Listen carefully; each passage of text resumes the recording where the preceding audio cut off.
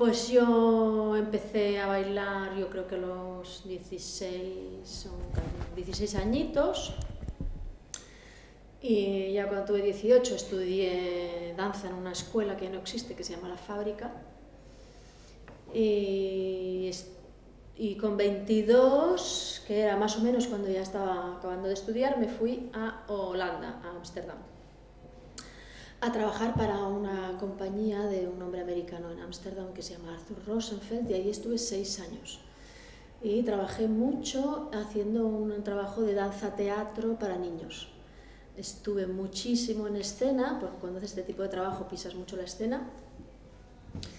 Y bueno, y luego me volví para Barcelona, trabajé con Àngels Margarit un par de años y trabajé con algunas compañías más haciendo de bailarina.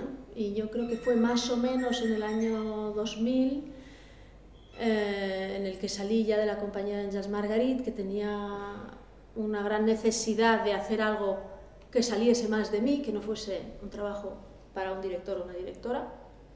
Y ahí coincidimos. Y coincidimos en una propuesta de La Porta para hacer nuestros solos en una jornada de mujeres o que tenía que ver con la mujer. Y en lugar de hacer nuestros solos, Bea nos propuso por qué no aprovechamos la ocasión y hacemos algo juntas, y ahí empezó el primer proyecto de Las Santas, como Las Santas. ¿Qué año fue eso? 2000, yo no sé si fue el 2000 o el 2001, con confusión, 2000-2001. Y muy junto con eso, ellas acaban de encontrar un espacio, este espacio, y allí ya empezamos a hacer un team. Muy bien. Y se abrió La Poderosa. ¿Y Bea? ¿Quién es Bea Fernández? Bueno, Bea Fernández. Bea Fernández, a ver, yo empecé un poquito... Voy a empezar desde lo más un poco oficial, si no me iría muy atrás en el tiempo, pero yo decidí venirme a Barcelona a estudiar danza, yo soy de León.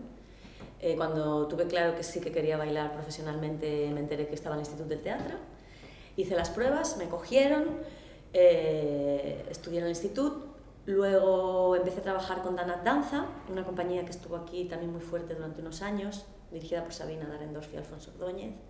Estuve con ellos 5 años. Y después me pedí una beca, me fui a Nueva York un añito, y ahí entré ya más en todo el lenguaje de improvisación y fue toda una revolución para mí muy importante, Nueva York antes, Nueva York después. ¿En qué año fue eso? Esto fue en el año 94-95. Y cuando volví de Nueva York ya venía con otro coco, en principio no quería volver a entrar en compañías, quería hacer mi trabajo, pero por el camino se me cruzaron Óscar Dassi y Carmelo Salazar. Y empecé a trabajar con ellos también y fue una época súper intensa, muy interesante, y que luego, como quiero decir, fuimos la vanagloria un tiempo, pero luego se quedó Carmelo más de coreógrafo y de director. Seguí colaborando con él intensamente también unos cuantitos años, y yo hice como una mezcla. En el momento que estaba trabajando con Carmelo, empecé a colaborar con Las Santas, o sea, se fusionó un poco en esa época.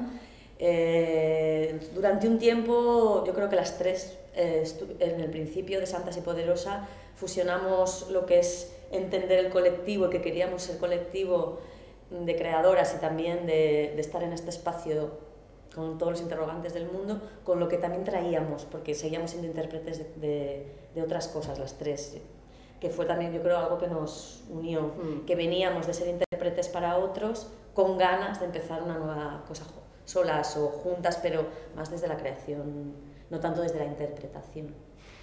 Y como Silvia, más o menos en ese año nos encontramos por La Porta, no sé qué, y ya te ha contado ella. Apareció La Poderosa y aquí estamos. Y ya te hablaremos de La Poderosa. Mónica. Yo empecé a los 18 años, empecé en La Fábrica también y con Rosita Mauri, que ahí hacía clásico y contemporáneo también. Y luego así, a ver, es que me cuesta recordar, pero empecé a trabajar en Music Hall de bastante joven, a los 20 o así. Eso me marcó bastante. Luego otro cambio importante fue Robadura Danza con Lipi Hernández y Paco Macià, que ahí empecé a descubrir el contemporáneo desde otro lado, que no era tan formal, y también fue muy importante para mí. Luego ya estuve en La Caldera con Lippi, Las Malqueridas, etc.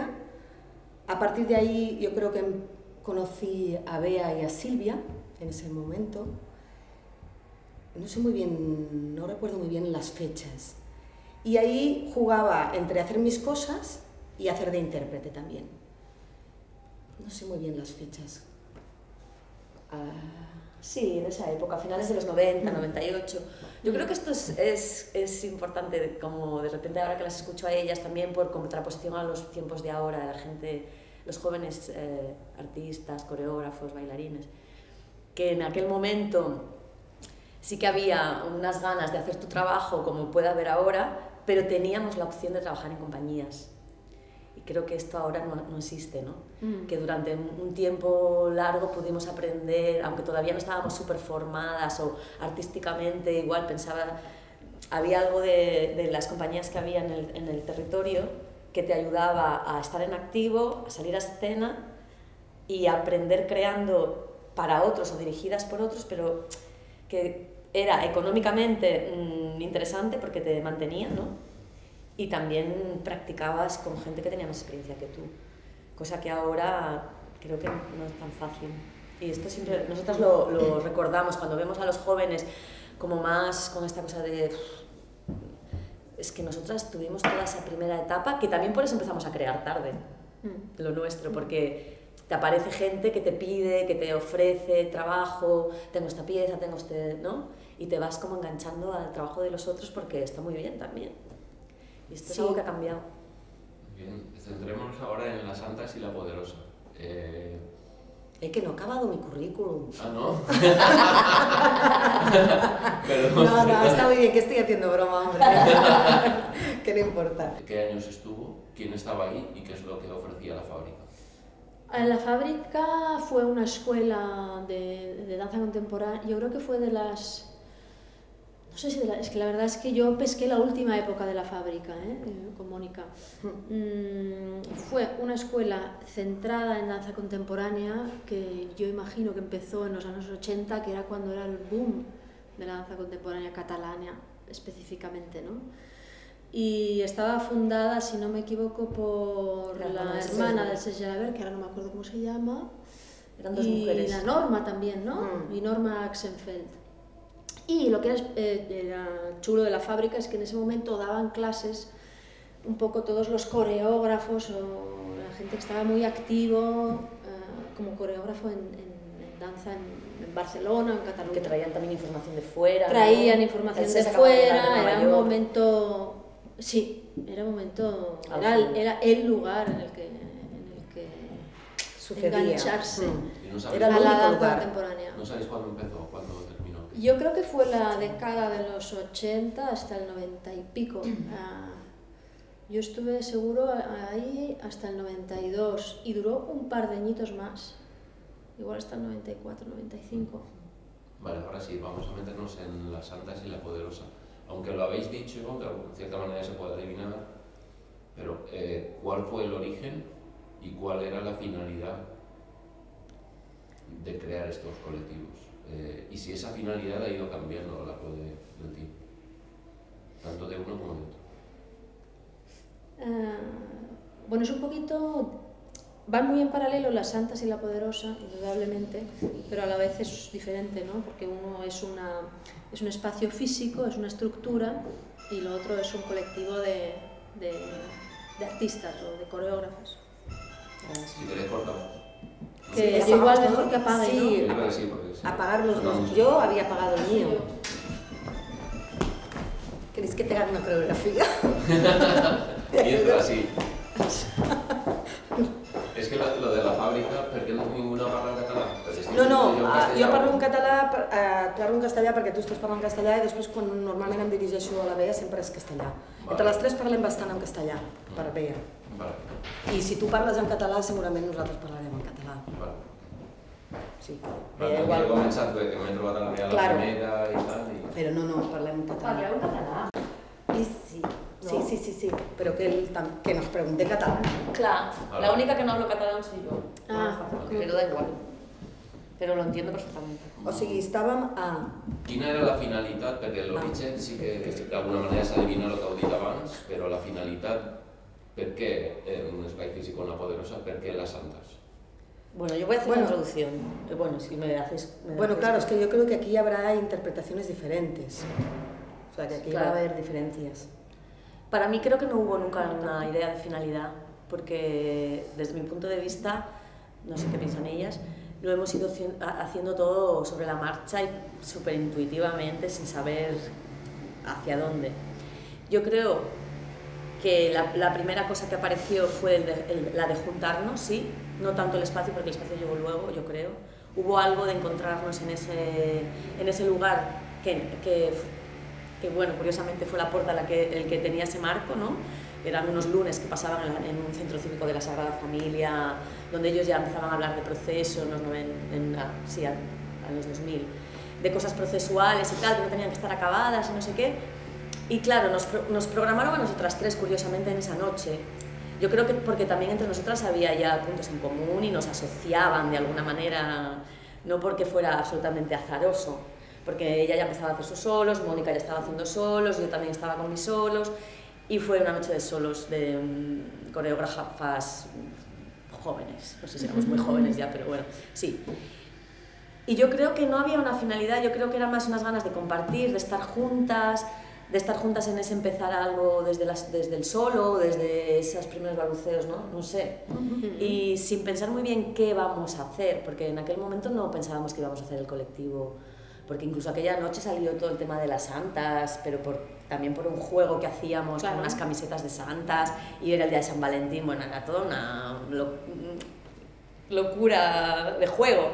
Y después de eso, no sé por qué nos quedamos con las santas, no sé si porque la gente nos empezó a llamar las santas porque habíamos hecho aquella pieza. Entonces yo creo que no había una finalidad, o igual la finalidad era esa cosa de estar juntas. Bueno, había una necesidad. Había una necesidad clara al principio, ¿no? Y es cuando tú emprendes un camino de empezar a crear desde un lugar personal, nos encontramos y decidimos que queríamos apoyarnos mutuamente, ¿no? Pero era una necesidad y un deseo de acompañarse.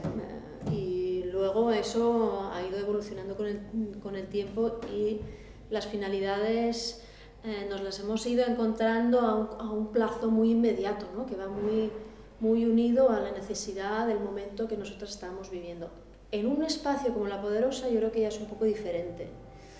Y creo que las finalidades sí que existen, aunque las hemos ido construyendo a un plazo relativamente corto, ¿no? Pero La Poderosa sí que se ha construido claramente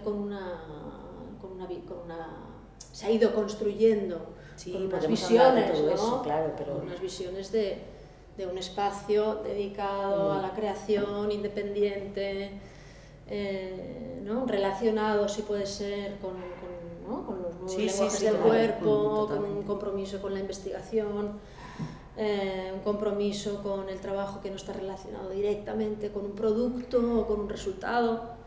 Y ahí es donde se ha centrado el trabajo nuestro en Poderosa. Pero eso es una definición también como a posteriori, después de estos, porque claro, estamos hablando del 2002, estamos en el 12, son 10 años de trabajo. Sí, pero claro, que no había un preproyecto. No, yo creo que eso está... Cuando nos juntamos. Está claro, ¿no? En su momento La Poderosa también apareció porque vosotras necesitabais un espacio en el que ensayar y apareció este espacio y dijisteis, venga, va, nos aventuramos, lo cogemos. Luego aparecí yo y luego fuimos construyendo algo más, sí, yo creo escuchando lo que ocurría en nuestro entorno y haciendo caso de eso. Yo creo que ahora también, que siempre hemos sido muy presentes y ahora también continuamos siendo muy presentes, entonces a lo mejor un dibujo que se iba apuntando de lo que sería La Poderosa no va a ser, y que esto nos obliga a estar, esto nos hace que estemos juntas, no sé si me explico. Tú quieres decir que vivimos mucho el presente, sí, no que somos presentes, sí, que estamos en el presente. Exacto. Entonces, ahora me preguntas o nos preguntas en qué querrías que se convirtiera La Poderosa o tal, es un momento completamente de cambio y me siento un poco como al principio, en ese año 2000 nos encontrábamos, o sea, para mí ahora es un momento igual Y a nivel de sentimiento tengo, aunque con todo un bagaje, tengo esa misma sensación. Y eso es el secreto que hace que estemos juntas. Todavía, que nos podemos separar o tal, pero que el proyecto yo creo que todavía continúa. Es un momento de cambio difícil, pero que tengo ese sentimiento, ¿no? Que es muy de vida, muy... no sé cómo explicarlo. Igual no te hemos contestado nada. Sí, todo, pero más, ¿no? Sí. Bueno, ya ves, la cosa va a No, parar. porque Sí, sí. podemos seguir definiendo, pero sí que es verdad que no había un preproyecto, porque hay gente que se junta ya y genera un proyecto y vamos a hacer esto en este espacio. Nosotras... Sí, está claro, está claro.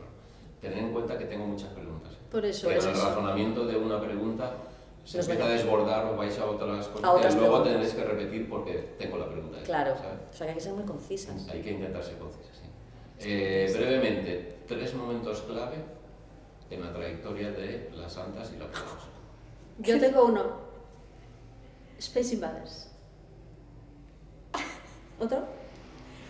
¿Eso qué es y qué año? ¿En qué momento ocurre eso? Mira, Space Invaders, pero ahora he hecho un 2005. salto, porque probablemente hay otras cosas antes, pero yo te explico Space Invaders. ¿Cuándo fue? 2005. En el 2005 dejamos que nos invadieran.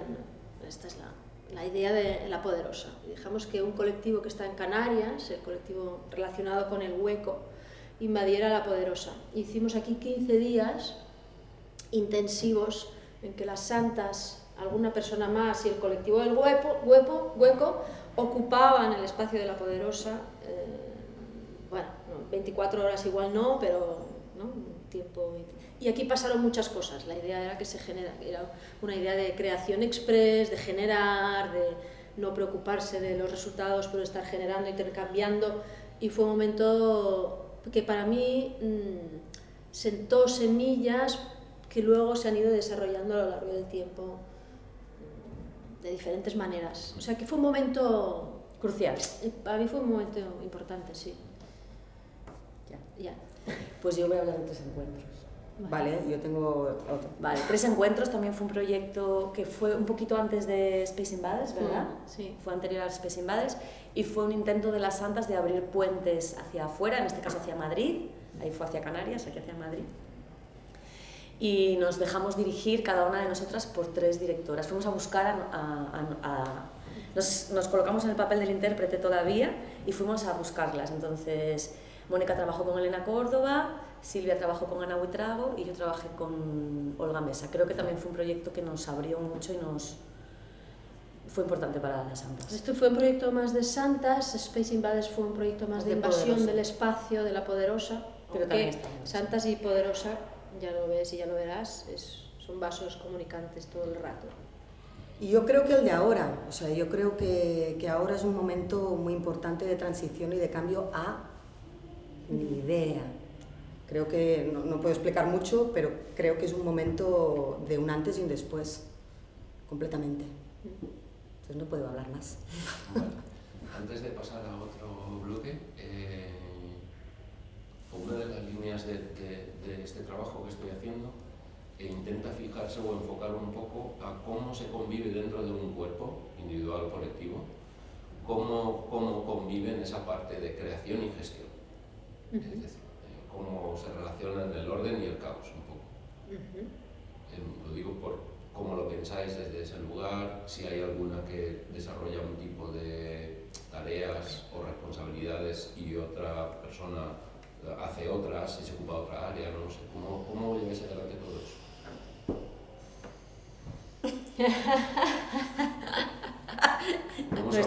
Nuestra esquizofrenia. Nuestra esquizofrenia, exacto. ¿Cómo nos organizamos? A ver si puedes resumirlo un poco. Bueno, lo podemos resumir. Sí. Es un tema sobre el que doble estamos esquizofrenia, hablando además. y discutiendo siempre, podríamos decir. Quiero decir que es un tema de constante movimiento, ¿no? Cómo las santas es un colectivo, a la vez son 3 mujeres que son 3 individuos con sus deseos cada una, cómo eso convive con la poderosa como estructura, o sea, es una estructura no solo compleja, sino muy única, ¿no? Entonces para eso tienes que pensar también fórmulas únicas un poco, y en eso nos hemos y con eso estamos siempre en diálogo. Con los años, evidentemente, reconocemos lo que cada una sabe hacer mejor e intentamos ir a por ello a nivel de organización. Y a nivel de organización, pues hay como tareas que están repartidas.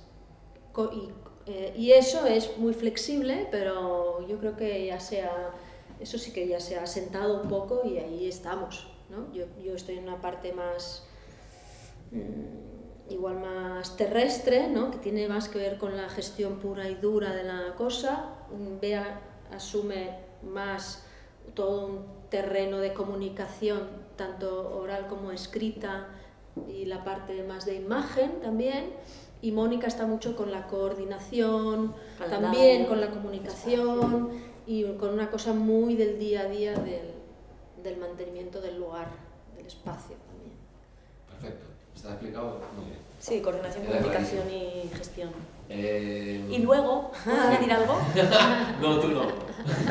Es que luego nos rotamos. No, solo porque sobre todo esto influye mucho, sobre todo en Poderosa, en la organización del espacio, y luego a nivel, como también has dicho, creativamente hemos encontrado una manera que creo que es interesante, aunque a veces puede sonar como... porque nosotros hemos tenido momentos que hemos trabajado en los mismos proyectos, a veces colaboramos entre nosotros, pero a veces no, a veces es el proyecto de Silvia y es el proyecto de Silvia. Entonces hemos tenido que aprender a no solaparnos demasiado, porque también era un caos, y a no tener la misma necesidad todas el mismo año de crear. Entonces hemos encontrado una manera que creo que también es interesante, rotatoria, en la que un año una produce y la otra puede estar ya en proceso, como una noria un poco. Y todas apoyamos a que la creación de ese año salga para adelante y el proceso de la otra también, que todavía no es que sea una fórmula súper fija, pero bueno, nos ayuda un poco a eso, a ayudar a la que está en creación y producción, pero la otra ya puede empezar a investigar, para el año siguiente le toca creación y producción. Esto nos ayuda también a repartirnos el dinero también, a trabajar en grupo. Paremos un momento. Para un problema de récord. No pasa nada. Sí, os habéis movido los tres hacia allá. Hablemos de dinero, brevemente. Primero, ayudas públicas. ¿Cómo ha evolucionado esto a lo largo de vuestra trayectoria? Esto, Silvia, creo que es la... Bueno, nosotras empezamos sin ayudas públicas, pero la verdad es que no me acuerdo ahora qué año fue, que vimos que ya aquí se estaba generando una actividad y empezamos a pedir ayuda pública. Primero nos dieron para las santas. Sí, primero la primera vez que nos dieron fue para un proyecto de las santas, Bizarre, no sé decirte el año. Fue cuando nos estrenamos en Sitges, debió ser 2003, 2002, 2003. Sí, 6.000 euros. Debía ser 2003 o así. Y luego pedimos subvención poco antes de que apareciese el ICAC, en la Generalitat de Cataluña, el año anterior, igual era el 2004.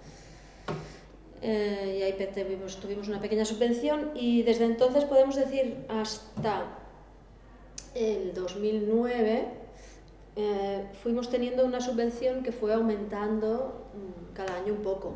Tampoco, o sea, somos una estructura pequeña que nos hemos movido con subvenciones. ¿Quieres cifras? Pequeñas.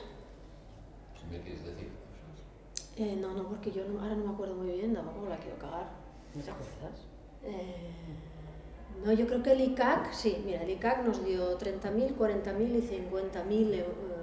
Interesante decir que entramos en el convenio del ICAC de 3 años. Sí, nos dieron un convenio y eso nos ayudó, nos lanzó muchísimo, realmente nos ayudó muchísimo a tener confianza en que esto era un proyecto serio y a proyectarlo hacia el futuro. Fue muy importante, muy importante. Luego el ICAC, como ves, nuestra principal subvención siempre ha sido Generalitat. El ICUP también nos ha ayudado, pero con una proporción mucho más pequeña. Ministerio no. Y Ministerio nunca nos ha hecho caso. Sin embargo, cuando desaparece el CONCA... el CONCA no. Mira, que me hago un lío, claro. Es normal que me haga un lío, ¿no? Es que... Es tu parcela. El ICAC, el CONCA, el OSIC y la coña marinera. Cuando desaparece el ICAC y todo el tema entra en barrena, nosotros también entramos en barrena a nivel presupuestario y desde prácticamente el 2009 manejamos unos presupuestos que están congelados. Sin embargo, la actividad aquí y el proyecto, como potencialmente fuerte que es, sigue adelante y aumenta su repercusión, aumenta la gente que pasa por aquí, aumenta la actividad, pero a nivel presupuestario estamos congeladas y después a partir del 2011 vamos a menos y ahora estamos en una situación cero, en que a partir de enero del 2013 tendremos cero y veremos qué hacemos. Estamos en un momento... ¿Qué pensáis de las ayudas como herramienta para potenciar la cultura, para potenciar la... Yo creo que son importantes, yo creo que evidentemente hay que utilizarlas inteligentemente, responsablemente. Creo que las palabras corresponsabilidad, conciencia son importantes a la hora tanto de distribuir esas ayudas como a la hora de tú gestionarlas, pero me parece absolutamente primordial que en una sociedad moderna y del bienestar el dinero público se destine a una serie de bienes sociales y entre ellos para mí la cultura es esencial, ¿no? Al lado evidentemente de educación, salud y otros temas sociales importantes. Más que nada porque todavía no tenemos otra, o sea, estamos todos intentando encontrar de qué maneras poder financiarnos, ¿no? Se está hablando tanto de la ley de mecenazgo y de otras cosas más alternativas que están saliendo y seguramente espero que encontremos nuevas maneras, pero yo creo que el dinero público tendría que seguir siendo público y es la manera de cómo repartirlo, sobre todo igual lo que hay que repensar, ¿no? Cómo se reparte ese dinero, pero la cultura debería seguir teniendo acceso al dinero público. Bueno, porque manejamos lo efímero también mucho, entonces no sé si te refieres a nivel de si decidiéramos realmente cerrar, ¿cuál sería nuestra responsabilidad? Igual te estás refiriendo a dejar una huella o dejar una memoria de lo que aquí ha pasado. Bueno, como todavía no nos planteamos cerrar, porque vamos a intentar resistir como mínimo hasta el verano, a ver si somos capaces. Como experimento también, ¿eh? Vamos a experimentar, resistir hasta el verano. Sí, a mí se me ocurre preguntar sobre todo ante ese peligro de que se cierre, ¿no? Pero incluso no cerrándose, ¿pensáis en ello de alguna manera? Es decir, yo podría ir a algún sitio donde, aunque se trabaje sobre lo efímero, yo pudiera tener un archivo, pudiera tener algo de decir, hostia, esto pasaba en el 2000 o en el 2001. Yo creo que es una de las cosas que habría que pensar y que está en una lista, igual no está en los primeros lugares de la lista porque tenemos cosas súper urgentes, pero sería muy bueno con todo el material que se ha grabado, porque se han grabado actividades que se han hecho, los encuentros informales están todos grabados, sobre todo los encuentros informales, porque a nivel de clases y tal, la verdad es que hemos grabado poco, hemos hecho fotos de algunas prácticas de creación, hay algunas memorias de los alumnos, pero bueno, todo lo que es el trabajo de archivo y documentación lo hemos practicado un poquito. No quiero decir que hayamos sido muy metódicas. Durante los últimos años poníamos mucho la alarma, me acuerdo que lo decíamos mucho. Necesitamos tener algo de dinero para documentarlo ya casi todo, hay que seguir. La idea de documentar, yo he estado ahí también mucho, pero no siempre hemos sido capaces, porque por la precariedad hemos llegado a hacer las cosas más que a documentarlas, que a veces es más importante documentarlas que hacerlas. Sí. Pero creo que un pequeño archivo podríamos dejar. Tenemos material. Tenemos material. Sobre todo de las muestras en proceso de los creadores. Luego está la web también es una especie de archivo, aunque no está, pero toda nuestra web, que también le damos importancia y que tal, nos sirve de archivo de esa memoria. Luego saber cómo se coloca y tal, pero en realidad hay mucha información ahí también. Sí, y es muy importante. Yo creo que ahora, estando en el momento en el que estamos, el tema de la memoria es algo muy importante. Que ahora es un momento de mucho cambio, es un momento en que, ¿no?, las cosas todo se va a dar la vuelta de dentro para afuera, parece ser. Y no puede ser que todo caiga en agua de borrajas. Claro. O sea, no solo hay mucho esfuerzo, sino que hay mucho material válido, ¿no? Y muchas cosas que han sucedido maravillosas. Y eso tiene que quedar, tiene que poder accederse a eso. Muy bien. Vamos a entrar en un tercer bloque, que es el último, aquí se incide sobre cosas, sobre conceptos y términos más de pensamiento, de práctica, etc. Cada una que lo piense desde el lugar, porque como todo está muy mezclado, quiere decir que la Poderosa no es solamente un espacio físico, sino que también se ha generado un pensamiento y un análisis, una reflexión sobre ciertas cosas, ¿no? Entonces cada una que conteste de donde... Y aquí sí que pediría que fuéramos como... que se piense el tiempo que sea necesario, pero intentar enfocar mucho, ¿vale?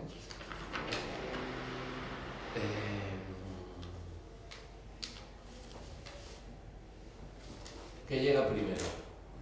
¿La forma o el contenido? Contenido. Depende. ¿De qué depende? Depende del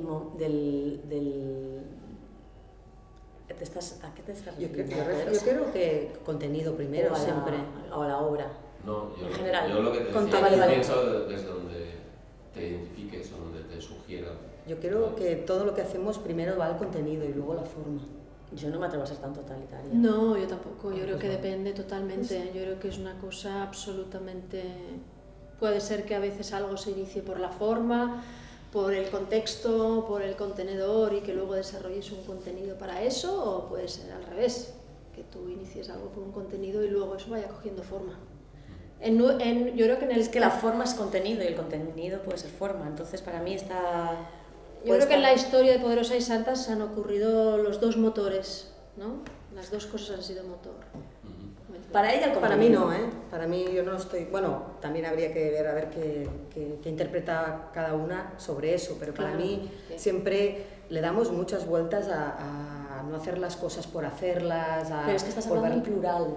Y él dice que nos tenemos que No, significar. cada una que hable desde donde quiera. Como Vale. colectivo, como poderosa, como... Vale. Cada una que interprete la pregunta como quiera. ¿De dónde partes para iniciar un proyecto? Apetencia. Necesidad y apetencia, yo diría.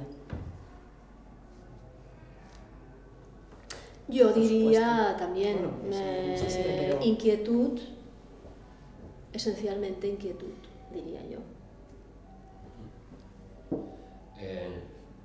¿Puedes identificar las fases en tus procesos de creación? ¿Cuáles son? Yo no. Yo tampoco. Para mí, ahora hablo de un sitio muy personal, el proceso de creación es un lugar de libertad muy importante y es importante que esa libertad sea esa libertad. Entonces, tal vez porque yo soy una persona relativamente intelectual y ordenada y tal, para mí el espacio de creación es un espacio anárquico y eso me encanta que así sea. Qué difícil son estas preguntas. Yo creo que son muy sencillas. Depende.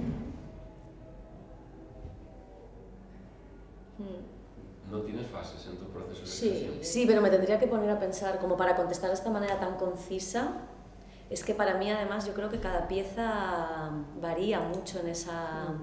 Pero seguramente lo que podría bañarlas todas es que me parece tan vago como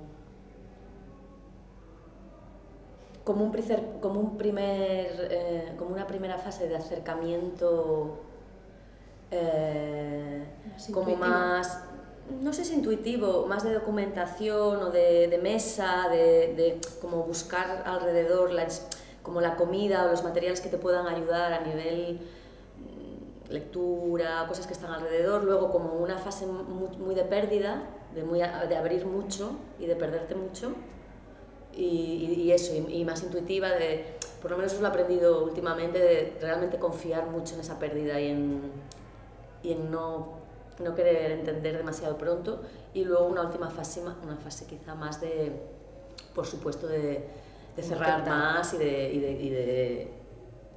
Eso lo he dicho de una manera...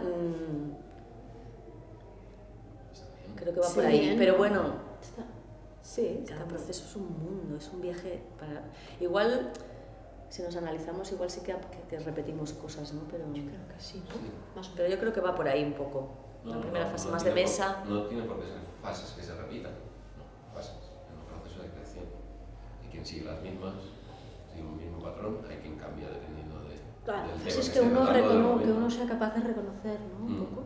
Yo creo que lo ¿Qué que has hecho hábitos está bien. reconoces en tu manera de trabajar? Hábitos.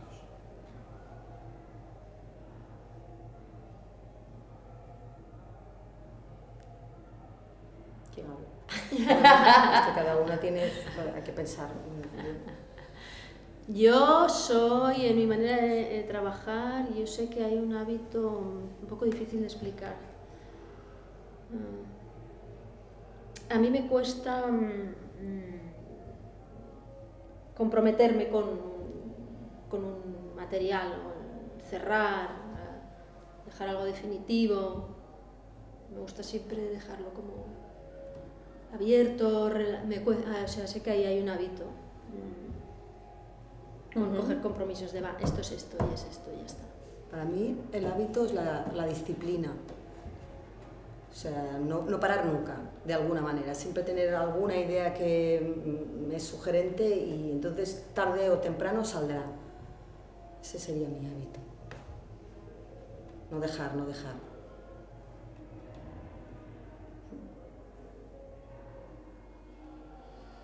Pues no sé.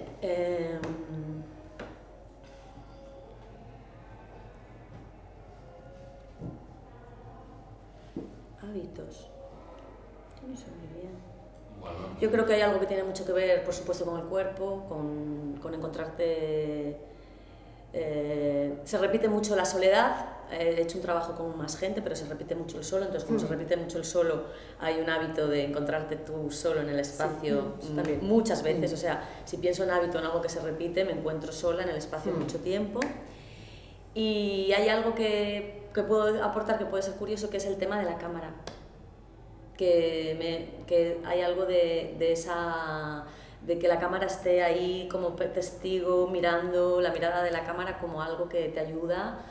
Como el trabajo del movimiento es tan efímero y cuando estás solo, además, creo que es una herramienta que para mí ha sido muy importante a la hora de tener ese testigo, de darle al rec y ya es un tiempo real que está sucediendo y que te ayuda a estar en presente. Porque si no, esa soledad a veces te pierde mucho en el tiempo, en el espacio, es como una nebulosa. Entonces, el cuerpo y la cámara, esa cosa, ese encuentro, ¿no? Como herramienta que se repite, ¿no? ¿Qué modelos de representación utilizas? ¿Qué significa esa pregunta? ¿Qué modelos de representación? De representación utilizas cuando muestras tu trabajo. ¿Qué modelos de representación utilizas? ¿Qué lenguaje es? ¿Qué estilo? ¿Qué códigos? ¿Haces ballet clásico? ¿Haces teatro naturalista? Claro, es que estamos hablando de que no nos conoce de nada, claro. ¿Cómo representas delante del público, si es que representas? Sí. Bueno, yo creo que estamos las tres. Voy a empezar. Sí, empieza. En una variante, ¿no? Sí, aunque hagamos cosas cada una y tal. Pero bueno, yo creo que el tema del cuerpo en nuestro trabajo, aunque de las tres, pero bueno, diferentes, yo en mi caso sigo interesadísima con el movimiento todavía, desvelando ese cuerpo en movimiento mucho. En las últimas piezas, en mi trabajo, incluso en la última colaboración con Silvia también, hay algo ahí de todavía desvelar ese cuerpo, cómo percibe, como en el espacio, en el tiempo, la identidad de ese cuerpo en movimiento. Quizá más cercano a la abstracción que a algo más narrativo, pero también los últimos trabajos ha empezado a entrar una presencia igual más performativa, no solo en una danza que se separa del cuerpo hablado o del cuerpo... El tema de la representación me conflictúa cuando has dicho representación, porque creo que estamos todo el rato o últimamente intentando, desde la convención de la representación, como mucha gente me imagino en el lenguaje contemporáneo, salir o saltarnos la torera, ¿no? Entonces creo que ha habido últimamente una búsqueda de presentar ese cuerpo fuera de la representación, ¿no? Más, De otras más maneras, presentar, bueno, más, creando otros contextos. más presentarlo que representarlo, más, aunque sea imposible a veces, ¿no? Porque seguimos trabajando en la escena y en la convención de la escena, pero hay esa voluntad. Sí. No sé si queréis... Hablemos de referentes. ¿Qué referentes? ¿Me podéis decir algunos referentes? Está genial. Ya no directamente que sean artísticos, sino que influyan en vuestra labor artística. Referentes.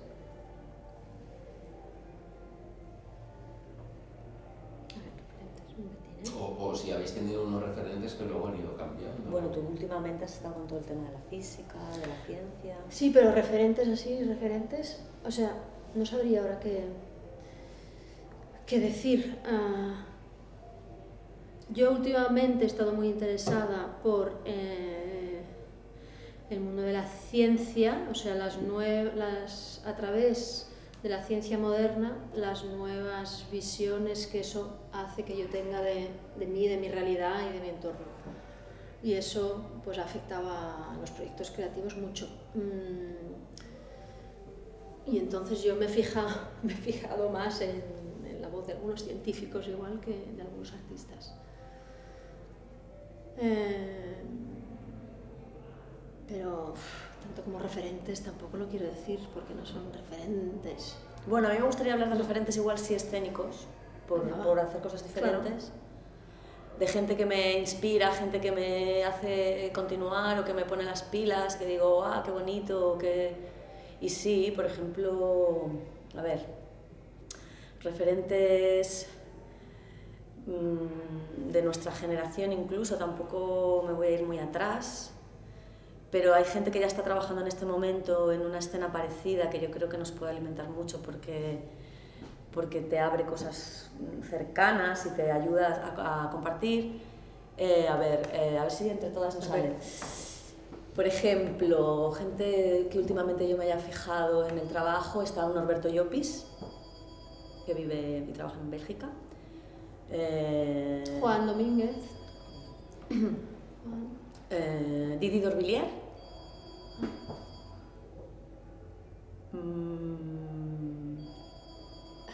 De aquí del país, Paz Rojo, por ejemplo. Sí. Hay muchos más. Está bien, ¿no? Sí, hay muchos más. ¿Qué tiene de espectacular tu trabajo? ¡Qué bonito!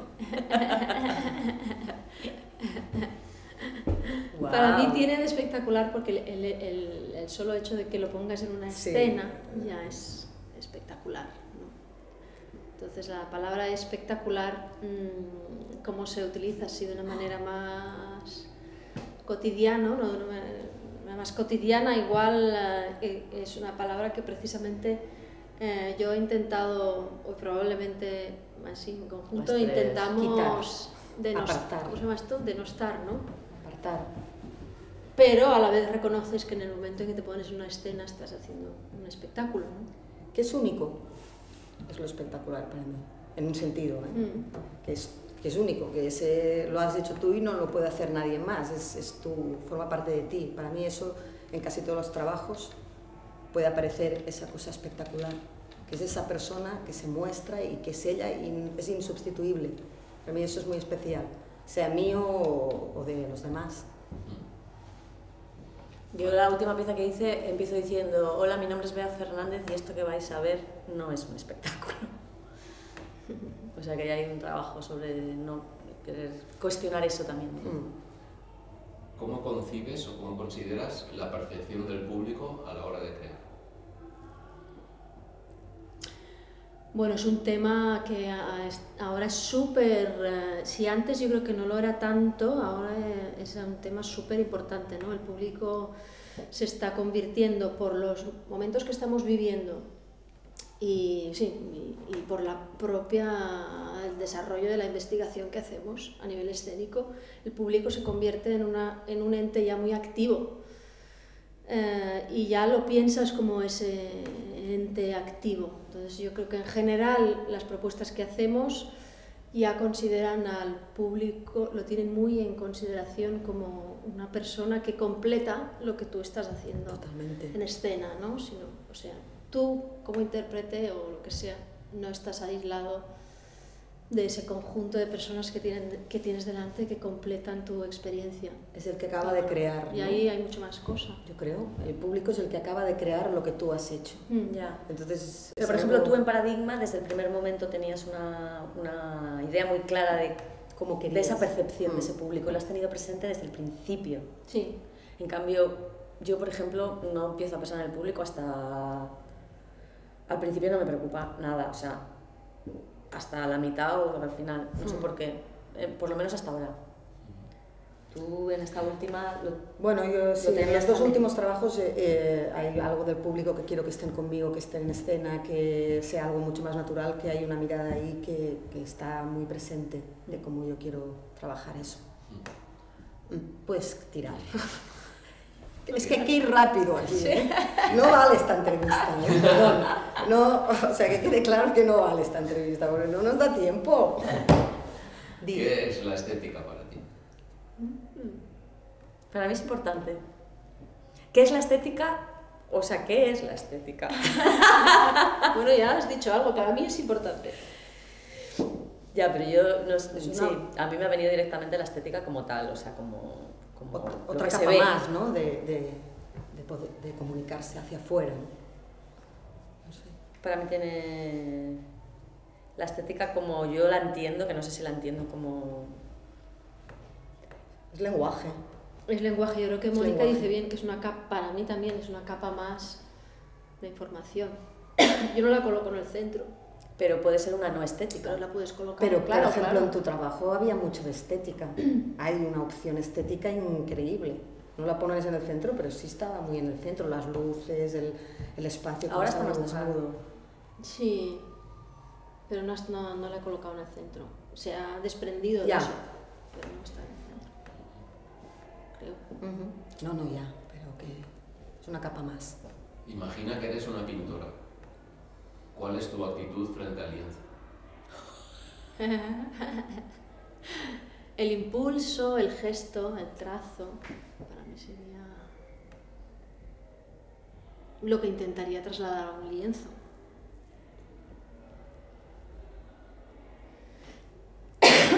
Ni idea. Yo también, yo creo que de una manera natural no sería capaz de generar ninguna estructura ni de un pre-esbozo para luego llegar al paisaje, sino que iría como apareciendo o me daría el tiempo y me crearía la estrategia como para que ese paisaje o esa cosa fuera saliendo de una manera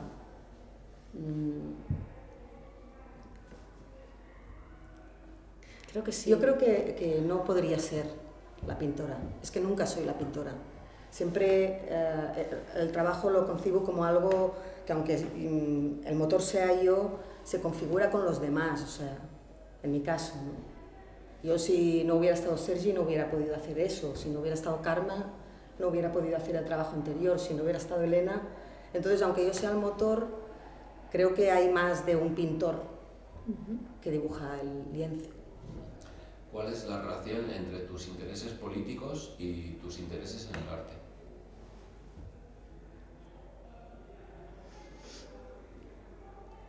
De una manera consciente no los hay, creo. No hay una relación.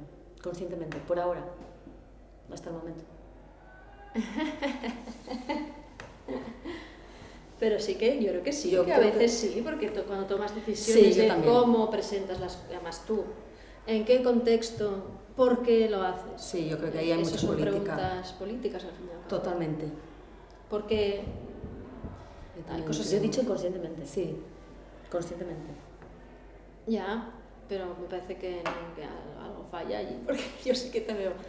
Otra cosa, a ver, una cosa es que a nivel creativo, lo que es la obra en sí, el motor tenga una relación con unas ideas políticas o un contexto político o un posicionamiento, pero luego, ¿qué haces con eso? ¿Cómo lo mueves, cómo lo defiendes, cómo lo contextualizas y tal, suele tener un pensamiento detrás que Es político. que es político. Yo también lo creo. Sí, sí. Y en general nuestra reivindicación de la cultura o del arte que hacemos, Y los trabajos que proponemos. no como una cosa única y puramente de consumo, sino como una interfaz, no sé, como un lugar más intermedio de compartir y Sí. corresponsabilizar muchas veces al público, al espacio y al contexto en el que tú participas. Detrás de eso hay unas decisiones que son, pues yo qué sé, sociales, que están políticas, llámale Totalmente, como yo también quieras. lo creo. Sí, están muy invadidas y muy tocadas, pero no es el sujeto del trabajo, aunque está absolutamente contenido. Por ejemplo, en la última pieza con Silvia, el Paradigma y Crisis, claro, es que lo tengo muy cerca, en realidad es intérprete de su trabajo, pero he estado ahí. Para mí tiene algo que ella dice que es parte de la ciencia, pero creo que también tiene algo muy político y social a un nivel, pero yo lo entendí un día dentro, no es que pensara que tú querías reflejar con eso, sino entendí un día dentro que estábamos sosteniendo una nada que a mí me parecía absolutamente anticapitalista y inútil, que hoy en día me parecía algo, una inutilidad inútil maravillosa, pero lo entendí dentro, trabajando, moviéndome, después de hacer un pase, que le dije, Silvia, es que esto es nada y estamos aquí una hora sosteniendo eso. Y ese día sí que hice Lo conectaste. Pero claro, porque lo conecté directamente con este momento que estábamos viviendo y a lo mejor esa noción de política es muchísimo más amplia que esto solo, ¿no? Pero Yo creo que sí. Yo creo que política es todo. O sea, que ahí mezclo arte, vida, actitud, relaciones, todo. Entonces, en ese sentido, creo que la haces sin saber que la haces.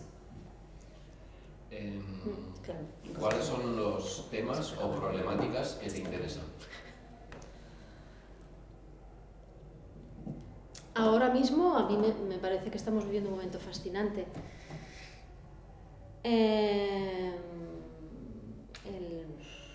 Todo lo que corre por ahí ahora es muy interesante.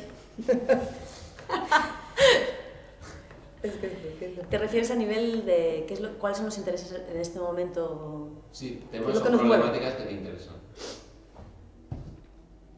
La relación cultura-sociedad es muy importante ahora, ¿no? Que cómo nos relacionamos con el dinero, con el producto, dinero público, no dinero público, corresponsabilidad. ¿Crees que todo eso, maneras de organizarse horizontalmente,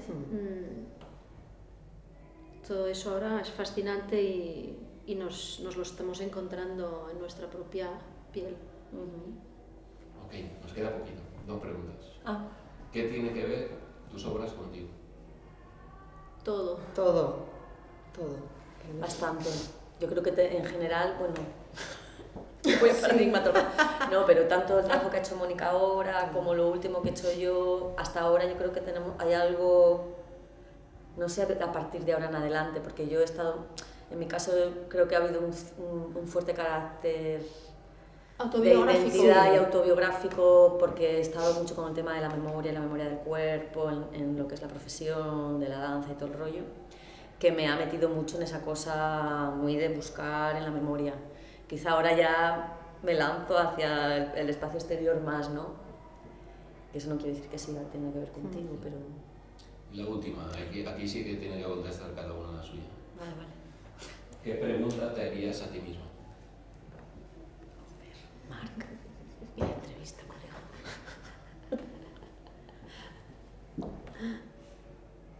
¿Qué vamos a comer?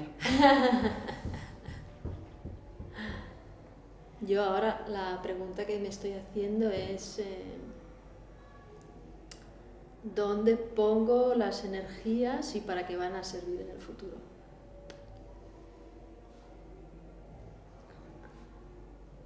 Joder, hay tantas ahora. Sí, yo también. ¿Cómo Pero- me lo hago? ¿Cómo me lo hago ahora? ¿Qué va a pasar ahora? Para mí esa es la pregunta.